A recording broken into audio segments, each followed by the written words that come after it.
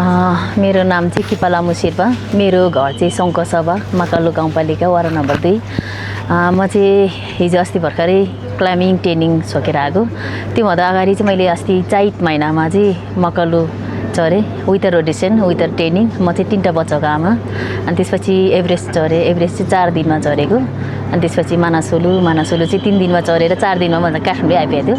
अनि त्यसपछि आमा डब्लङ। अनि त्यसपछि पल्दो पिक चाहिँ हामी विन्टर टाइममा 18 जना लेडिजसँग चढेर आएको।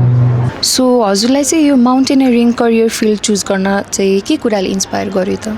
मलाई चाहिँ त्यो कुरामा चाहिँ म चाहिँ माकालु ठ्याक्कै टेकिन रोडमै होटल चलाउँथ्यो। अनि मेरो बच्चा पनि त्यहीँ पाएको। अनि त्यसपछि बच्चा हुर्काउँदै त्यहीँ जस्तै माउन्टेन चढ्ने शेर्पाहरू कति धेरै आउने। मेरो अनि दाजुभाइहरू मेरो हस्बेन्ड पनि हिमालै चढ्ने शेर्पा भएर त्यही भएर पनि अनि आफ्नो गाउँको पनि धेरै हिमाल चढ्ने पनि छन्। अनि लाक्पा शेर्पा भयो। लाक्पा शेर्पा नि हाम्रै गाउँको हो होइन। अनि त्यसपछि मलाई चाहिँ मेरो आफ्नै गाउँको हिमाल मात्रै चढ्छु भन्ने सोचेको थिएँ कि मैले।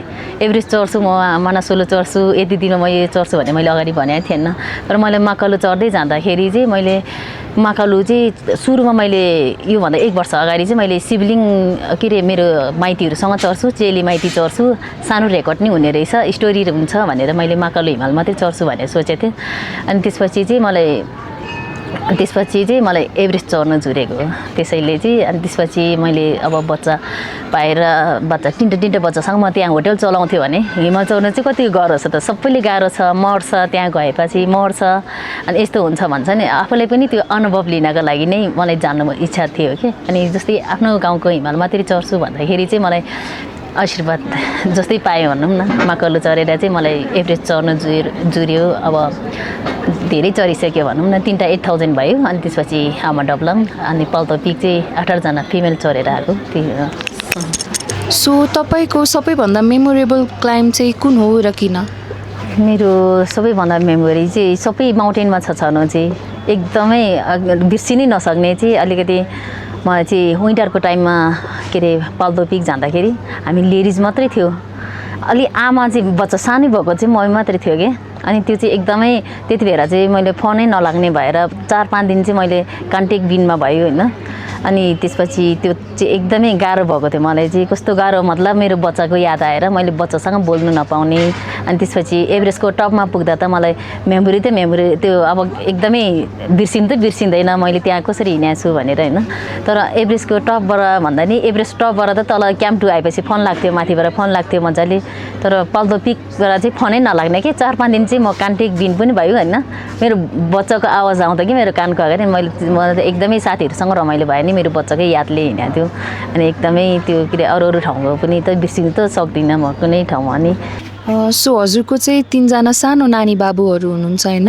5, 6 र 8 वर्षको प्राउड मदर पनि हुनुहुन्छ हजुर। सो हजुरले आफ्नो माउन्टेनियरिङ लाइफलाई चाहिँ कसरी ब्यालेन्स गर्नुहुन्छ त? मैले चाहिँ यसरी हो। अब जस्तै माकालु हिमाल मैले 12 दिनमै चढेँ होइन। छोटो समय भयो नि त। मलाई पनि टाइम भयो, मेरो बच्चाले पनि टाइम भयो। मलाई माकालु चढ्नै 1 महिना लागेको भए मलाईसँग त्यो टाइमै हुँदैन थियो। त्यत्रो 3टा 8000 चढ्ने, त्यत्रो पिक चढ्ने टाइम नै हुँदैन थियो। मैले एभरेज चढ्नु 4 दिन मात्रै लागेपछि छोटो समय भयो नि त। म 4 दिनमा चढेपछि मैले 6 दिनमा त म काठमाडौँ आइपुगेँ थिएँ। मेरो बच्चाकै छेउमा थियो कि। अनि मानसोलु चढेँ त 4 दिनमै झन् यहीँ गाउँ गएको जस्तै भयो नि त।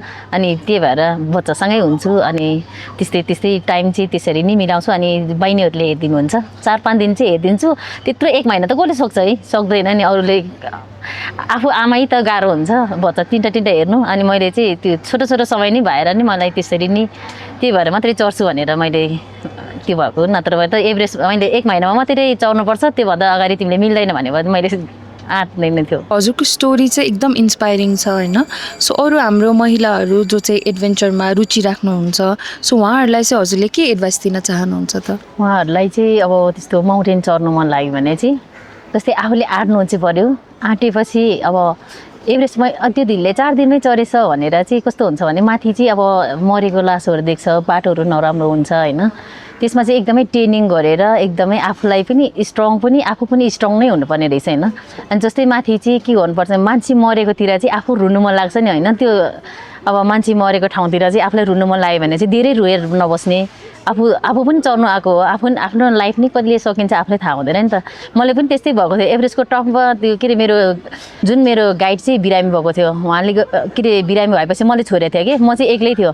अब जस्तै त्यो मान्छे मरेकोतिर चाहिँ म चाहिँ हिँड्दै आएको थियो होइन, मलाई रुनु मन लाग्यो क्या। अब रुनु चाहिँ हुँदैन, म पनि मर्छु होला भनेर मैले चाहिँ चुप लाएर बसेर आफूलाई चाहिँ आँखामा जति आँसु आयो नि अलिकति थकथक अलिअलि झऱ्यो। अब धेरै रुनु चाहिँ हुँदैन, मलाई आफूलाई केयरलेस हुन्छ भनेर मैले चुप लाएर पनि आफूलाई जस थाम्नु पऱ्यो कि। जस आफू रुनु मन लागेर उहाँ रुयो भने त आफू नै त्यत्तिकै बिरामी त हुन्छ, यहीँ रुयो भने त।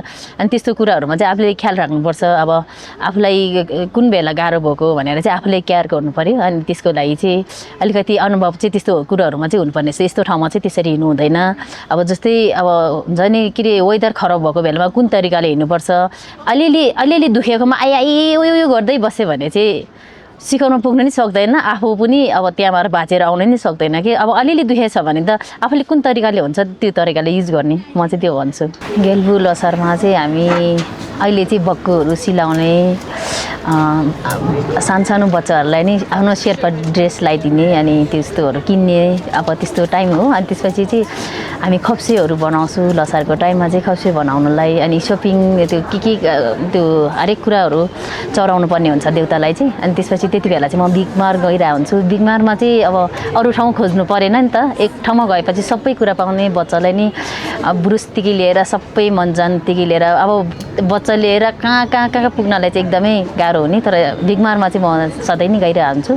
एकदमै कम्फोर्टेबल, सजिलो, जो सबै कुरा पनि त्यहीँ पाउने। मलाई चाहिँ एकदमै के अरे बिग फ्यान नै भनौँ न होइन, बिगमारको बिग फ्यान जस्तै हो। जस्तै बिगमारमा चाहिँ सामान सबै पाउँछ नि त। अब अरू ठाउँ खोज्नु जानु परेन, टाइम पनि वेस्ट भएन।